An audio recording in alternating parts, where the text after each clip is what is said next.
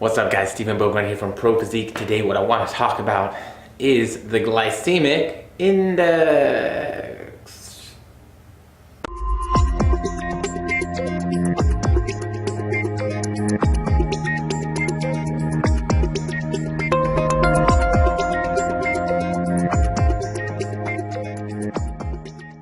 So what's up guys, hope everybody's having a good start to their week. Whew. Glycemic Index. What the fuck is that? See? That's why we're going to talk about it. So one of my clients was asking me today, what's the difference between fast digesting carbs, slow glycemic carbs, like the glycemic index, all that stuff. Does it matter like when I eat carbs? Does it matter what kind of carbohydrates I eat? So on, so forth. So I mean, I think the great thing to say with flexible dieting is we know that we can kind of say, well, it kind of matters, it kind of doesn't matter, right? But let's fucking talk about it, right? So the glycemic index, it is a way to sort of indicate how fast something digests and raises blood glucose or blood sugar, right? And so insulin response is kind of linked to that as well. So the higher the number on the chart of the glycemic index, right? Say if it's 100, the faster, the more easily digested and quicker that's going to hit the bloodstream. The lower the number, the slower it's going to digest and elevate blood sugar. So when we're looking at lower numbers, we're looking at typically carbohydrate sources that are not processed, a little bit higher in fiber, things like sweet potatoes, vegetables, those kinds of things, right? We're looking for things that are higher on the chart, processed carbohydrates, sugar, those kinds of things, right? And so I think the big thing is, what does it matter? What does it matter? Well, if you're a diabetic, it definitely matters, right? Now, if you're a normal, healthy individual, how much does it matter and how do you go about managing that, right? Now, I don't ever want to tell anybody that a food source is off limits and that they can't have a type of food. So here's what I typically tell them. If you're going to have high GI carbs, do it around exercise. So that way, we're fueling the exercise as best possible, right? A lot of intra workouts kind of facilitate this. You know, a lot of them will have dextrose or sugar, Gatorade, right? Fructose and glucose, those kinds of things. So it's sugars. It's sugars. So if we're utilizing those things around a workout, during a workout, there's a higher chance that we're going to be able to have more carbohydrates available in the bloodstream for that, right? So that's typically when I recommend those kinds of carbohydrates, maybe pre or your post-workout meal. Now, the nice part about that is you go in, you eat, you say, oh, well, if blood sugar is elevated, isn't that bad, right? We don't want high blood sugar. Here's the great thing. When you exercise, there's this cool thing called GLUT4 that essentially helps to reduce blood glucose. It's taking your blood sugar, it's bringing it into the muscle, and it's using it as energy, right? So it's similar-esque to insulin, right? Insulin is helping to shuttle nutrients into the muscle. In this case, glucose, right? So it brings it down in the bloodstream. It has it within a good range, right? Homeostasis is a good thing.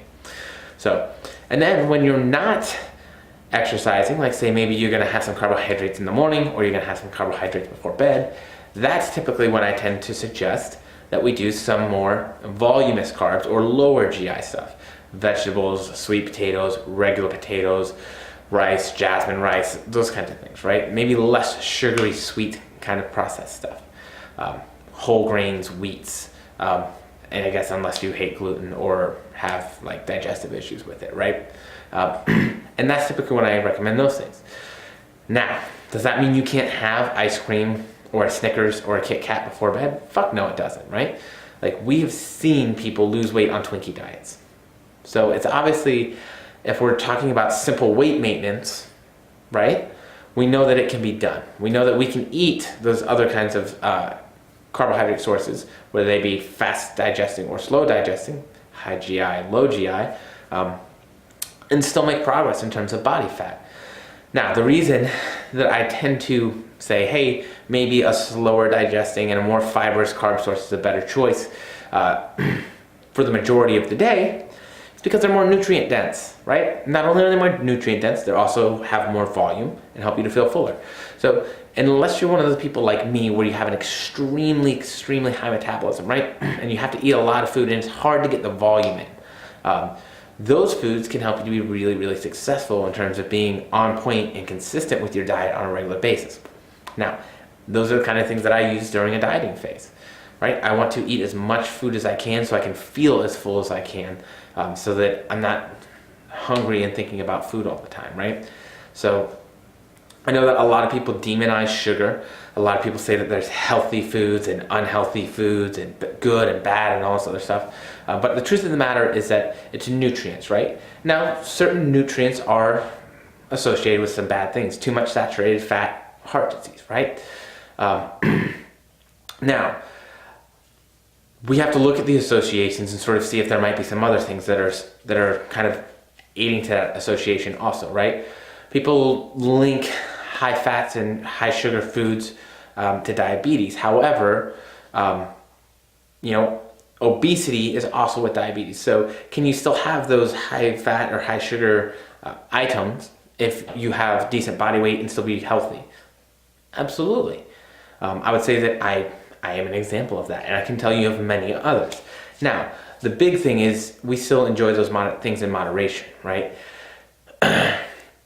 We're talking about glycemic index. It's one more of those things that a lot of people like to make a really big deal about, right? And again, it goes back to healthy versus unhealthy food choices. So I think that having a mix is typically a good spot. What I tell people, 80-20 is really a good split to have in terms of your diet. If 80% of your food choices are those, quote, healthy foods, that's a good place. We're getting plenty of micronutrients, right? We're getting plenty of fiber. Fiber is good for our GI tract. Fiber also has been shown to have some good cardiovascular benefits as well, right? So we see some of those positive things that are coming from that as well. But we also have like the health of psychological health, good relationships with food, knowing that if we want a cookie, we can fit it in. We don't have to feel guilty, so on and so forth. So I just wanted to give you a short introduction by a little bit of, hey, here's the glycemic index. This is what it is. Hopefully that helps you to understand it, and then how I implement that as a coach. So either way, guys, I hope you have a wonderful rest of the week, and I'll talk to you soon.